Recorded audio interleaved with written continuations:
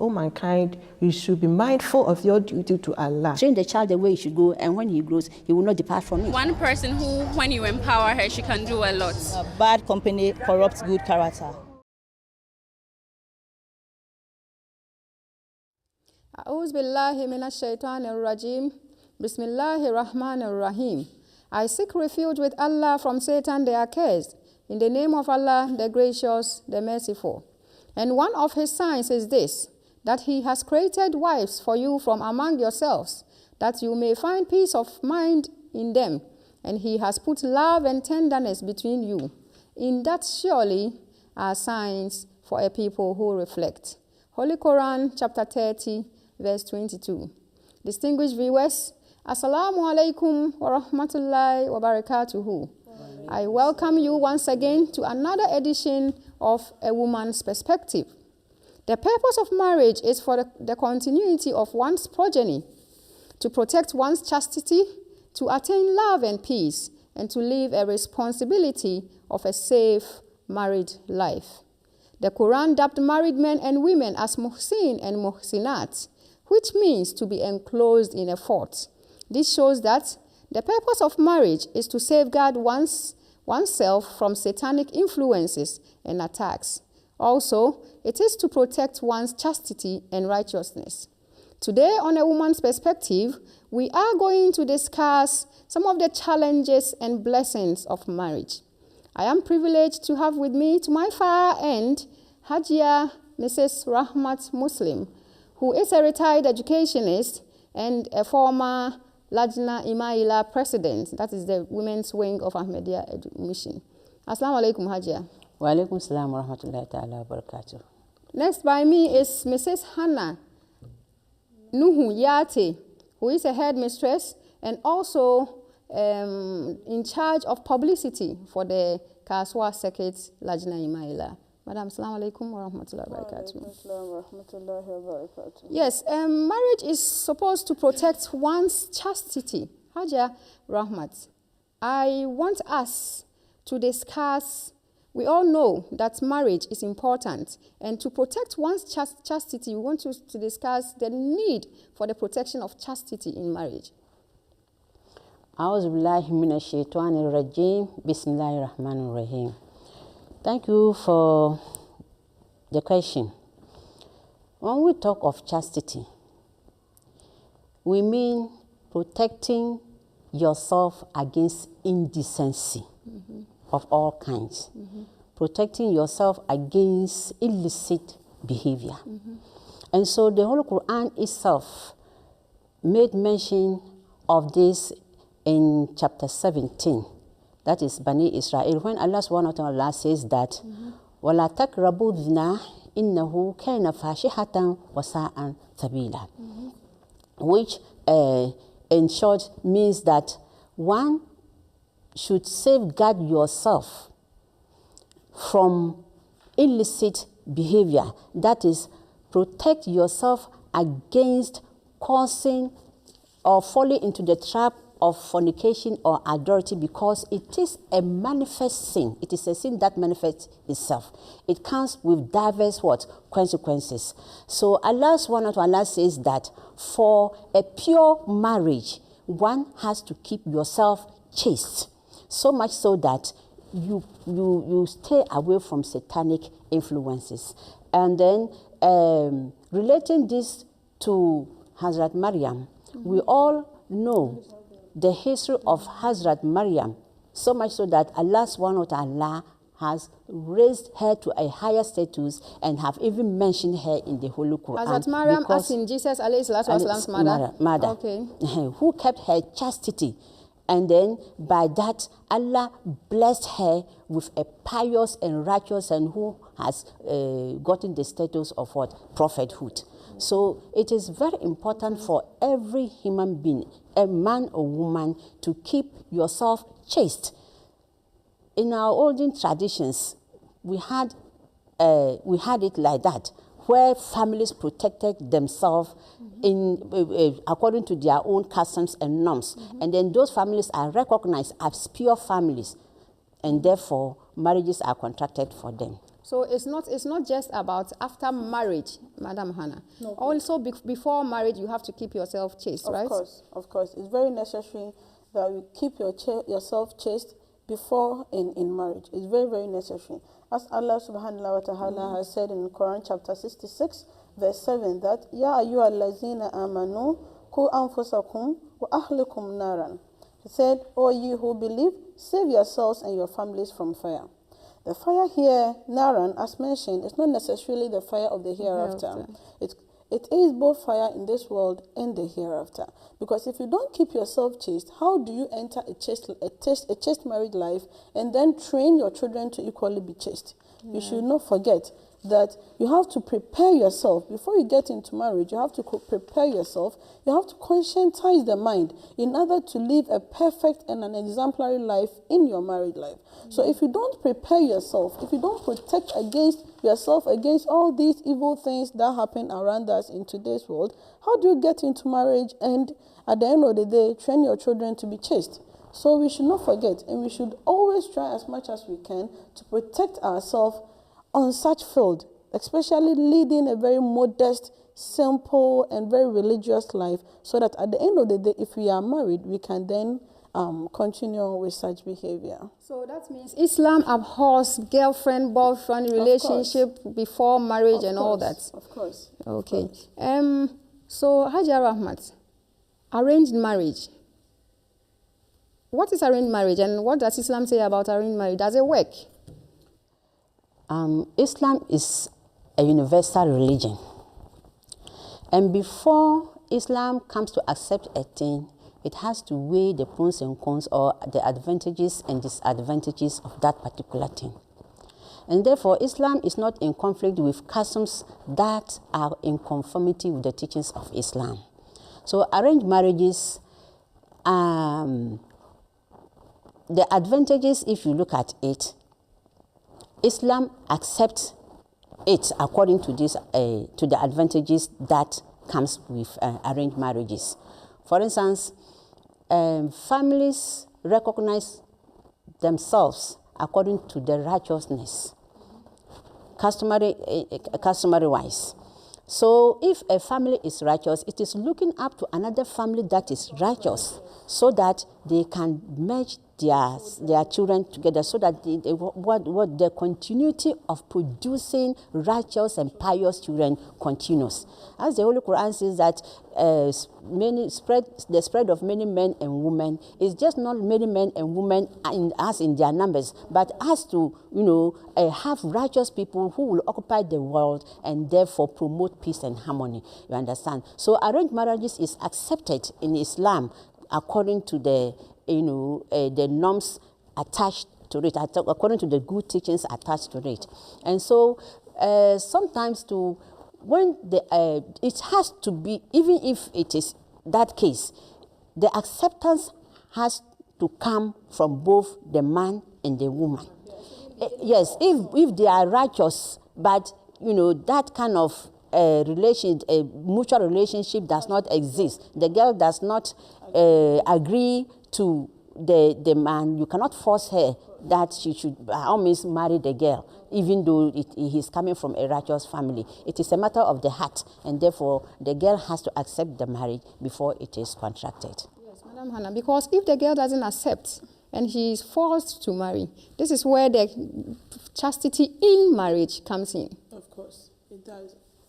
It does comes in. In Islam, you don't force anything on anybody. Islam always takes into consideration the consent, especially in marriage, of the lady. So in this case, like Hajia said, arranged marriage is not a sin and it's not a mistake in Islam. But what is important here is that the consent of the two has to be taken into consideration. So it's very necessary for one's consent to be considered in an arranged marriage. It's very necessary. And of course, like I said earlier on, no matter whether the marriage is an arranged marriage or not, definitely we have to enter with a very chaste life. Yes, exactly. In it and outside. Yes. Thank you very much. I want us, Sister Hannah, to move on to the rights of both the man and the woman in marriage. Yeah. You know, marriage, as we all know, is an institution of itself. And like we always say, the woman, some school of thoughts have even said that women itself is an institution of training. So definitely, as we come from different environments and we decide to stay under one roof, there are some rules and responsibilities we have to take care of in order for the marriage to yield good fruits.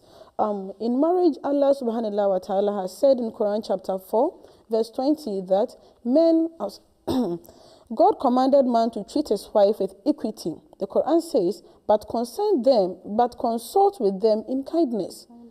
Men must treat their wives with kindness, with a very good heart, with a very kind, loving heart. In this way, it will give both partners a very comforting and a very relaxing situation where they both can worship their God very well. Allah has also said in Quran chapter 2, verse 232, that retain them in kindness, retain them not to their head, so that ye transgress. He who does that has wronged his own soul. God is saying here that any man who maltreats a woman, you are hurting your own soul. On the outside, you may think you are hurting the woman, but in the inside and spiritually, you are hurting your own soul. So we must not forget that women must always be treated as such. Likewise, the Prophet has also said that if he is to command anybody to do something or to prostrate to something, he will tell wives to prostrate to husbands. This is also telling wives that we must respect, we must love, we must always be ready to protect and be the bedrock of the home and our husbands in particular. So it's both sides. Yes, it goes hand in hand. If this one does good thing to the other, this must also do same to the other. And alhamdulillah, if you're able to do this at the end of the day, you both have a very peaceful mind and your home will be a very loving one, inshallah. Haja Rahmat, do you have anything to add in this respect? And also talk about the bond that comes between two people who are married. The Quran describes marriage as thaqun galis, which means a strong bond. This strong bond that exists between the man and the woman can only be successful if both of them play their roles very, very well. It depends upon both of them to understand that they are Muslims, and therefore they have a law, which is the Holy Quran, that they have to follow. And whatever the Holy Quran teaches is for our own good. So if you check your responsibilities, it's the same reward that you're going to receive. But if you play your role very well, if the man plays his role as kawamun of the family, definitely the marriage will be successful. Said if the man, Kawamun here means that he is the head of the family, the breadwinner of the family, the maintenance of the family. It is his duty as a man to go out there and struggle to maintain his family. He should be such a man that his family does not lack anything at all. You understand? So if you play your role very well with the fear of Allah in your heart, and the woman who is also the trainer of the children and the housekeeper, the one who keeps the home, also plays her role very well in keeping the home and seeing to the good training of her children, by Allah's grace, with the fear of the Almighty Allah in both their hearts, the children are going to emulate their examples. And so when they also grow up and then they find themselves in marriage, in their matrimonial homes, they will exhibit same, inshallah. So that means that marriage is a strong bond and it shouldn't be taken easy. Marriage is supposed to be a serious endeavor. Of course. Isn't it? Of course. Marriage is to, institution. You don't just get into anything. Just don't wake up a day and say, I'm going into it. No, you have to prepare yourself. You have to get ready for the task ahead of you, because it's not something you go in today and say, tomorrow I'm coming out. You have to prepare and get in and stay in order to continue. As the second Khalifa has said, that Radiallahu Anhu has said that it is our duty to see that it is duly respected and adhered to faithfully. It entails a heavy responsibility for both man and woman, but I find very few people realize it. When it is attempted, it is done on a very inadequate scale. The Islamic law has only distinguished between two sets of rules. One pertains to God himself and the other to our fellow beings. Marriage, therefore, falls into the second category, which may be considered to be its chief proponent. It says the Islamic law has made the most of it, but there are many people that do not seem to understand the law fully.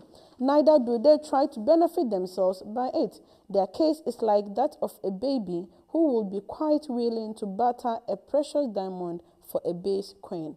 I wish people could only realize the importance of marriage.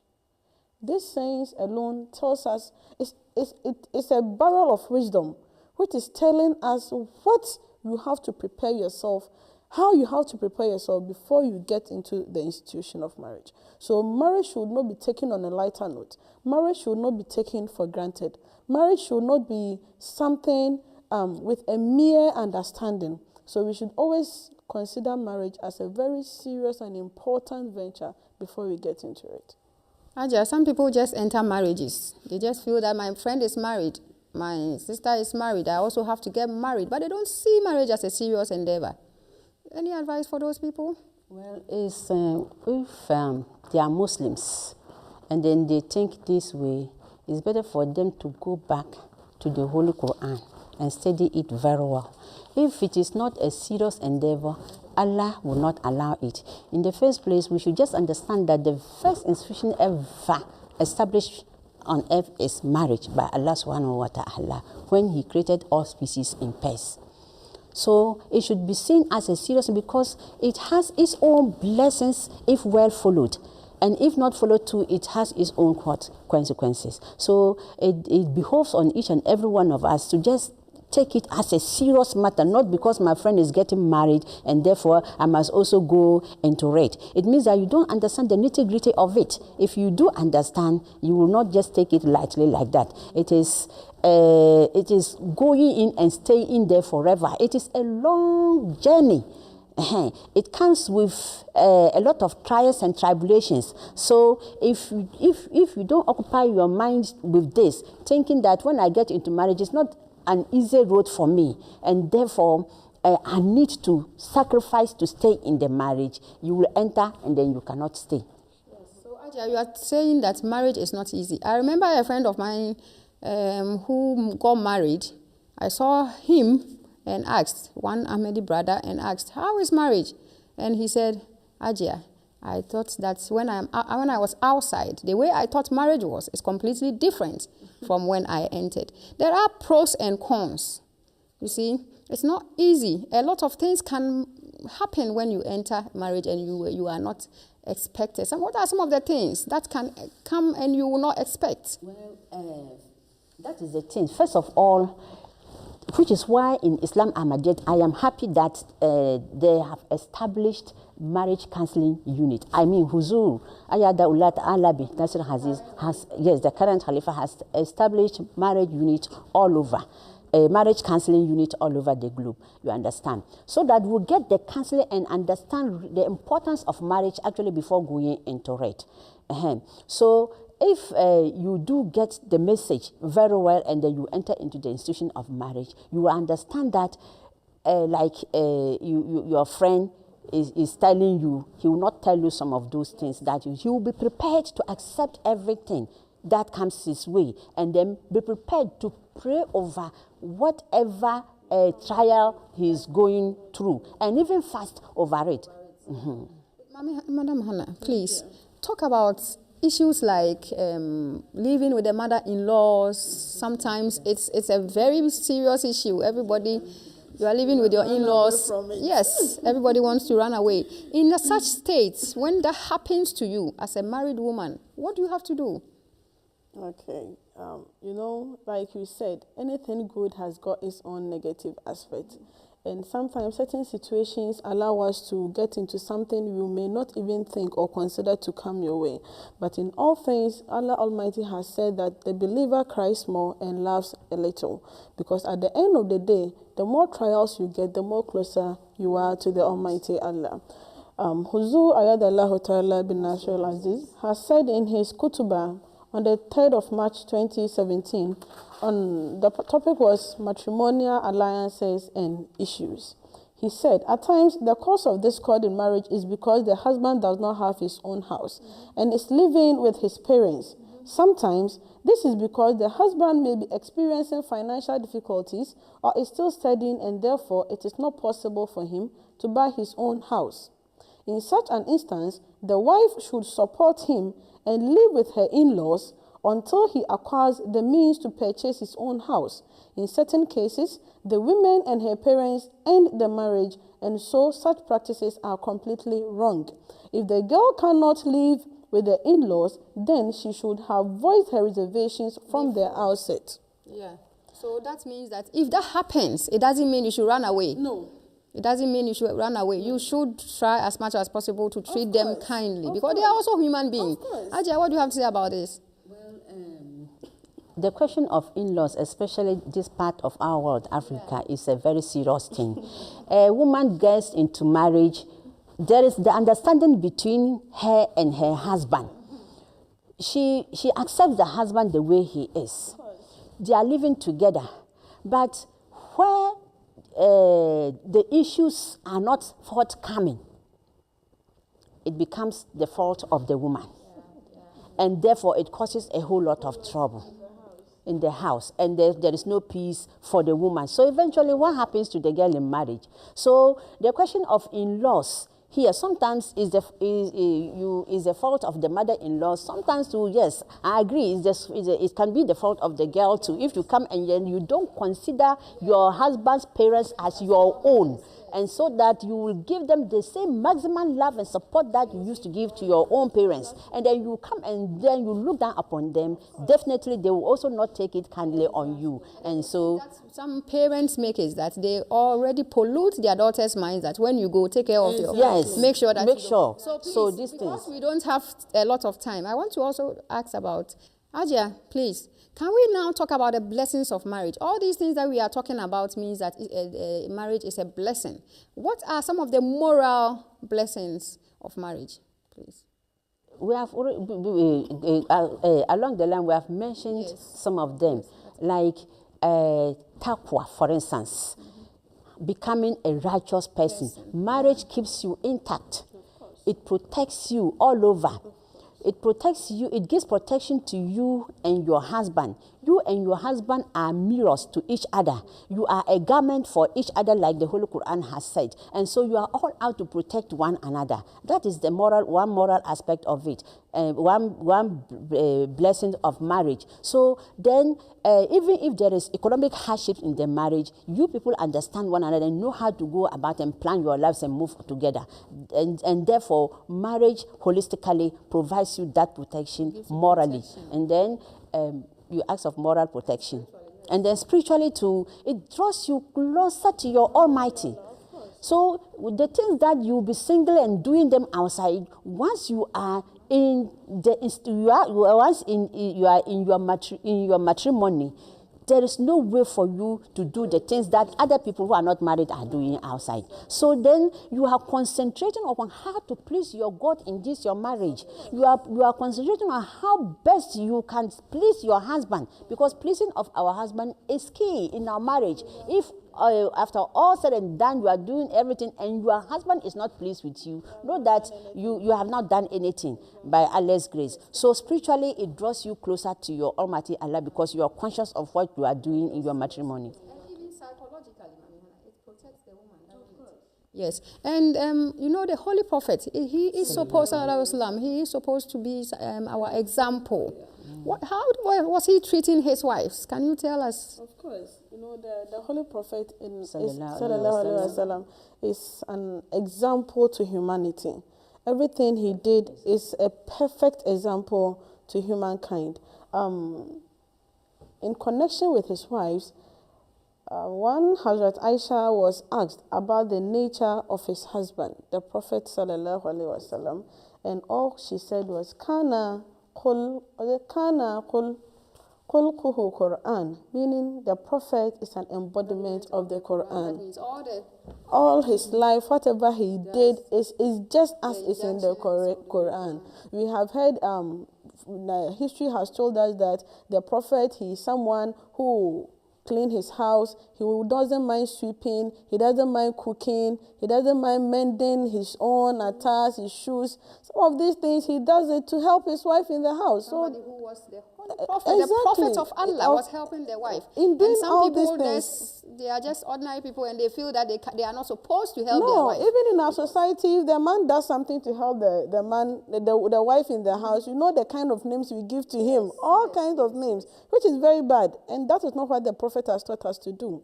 So we still have a lot of things to say. Hajia Rahmat, you are going to give your final words. And I want you to, in that, talk about the company that one has to keep when you are married. Is it supposed to be the same company or different? When you are married, consider yourself a blessed woman. of course. And then one who is not married, you are not equal to that person. And so the company that you expect to keep is to look for a God-fearing people to make them your friends. Because sometimes we relate so much with other people thinking that they are our best friends. And so when they even pay you a visit, it is not you even going there, they will come to you. So when they even come to you and then you are discussing your issues, it is not for you to spell out all your household matters for that particular friend that you think she is a friend. For all you know, she's not your best friend. So you people, married women should be very careful with the type of company they keep. Look, if you keep a company at all, keep a God-fearing company. Otherwise, stay in your homes as the Holy Quran directed you to. Stay in your homes, and that will be best for you. And make your husband your friend. Your friend, and discuss your issues with your husband. Yeah. Whatever problems you have, discuss them. If you live as husband, proper husband and wife as taught by us, by Allah subhanahu wa ta'ala in the Holy Quran, then you are each other's keeper. So you discuss your problems within or amongst between yourselves, and then have the solutions to yourself. If you cannot, there are higher people in our society that you can relate to. You can visit the army, you can visit your missionary, whatever. They will not mislead you. But be careful with the company, the type sort of company you keep. If they don't have taqwa, talk to somebody who can advise you. Who can advise you. Right, yes. If they don't have taqwa, don't. Your final words, please. My final word will be on the issue that as women, we should always understand that the institution we have found ourselves in, we are not going to receive the blessings in this world, but our ultimate aim should be the hereafter. Because the effort and the time we keep in our marriages, we can't have the blessings now. So we should always make sure that in everything we do, we should do it righteousness. In everything we say, we should say it from inside us with a pure heart. And at the end of the day, inshallah, if we do and do it well, we receive the blessings as such. We will receive the blessings as such. And our attention should always be to please our God. As we have all learned, my dear viewers, Islam is a beautiful religion. And when all the injunctions of Allah outlined in the Holy Quran, as well as the practices of the Holy Prophet Muhammad sallallahu alaihi wasallam is followed, our marriages, our society, and the world at large would be a very nice place to live in. Let us not forget to be prayerful in all circumstances. Let us pray to Allah that Rabbi inni lima anzalta ilayya min khayri fakir. My Lord, I am in need of whatever good thou might send down to me. Until we meet again, viewers, stay safe and may Allah protect us. Assalamu alaikum wa rahmatullahi wa barakatuhu. Wa alaikum salam wa rahmatullahi wa barakatuh.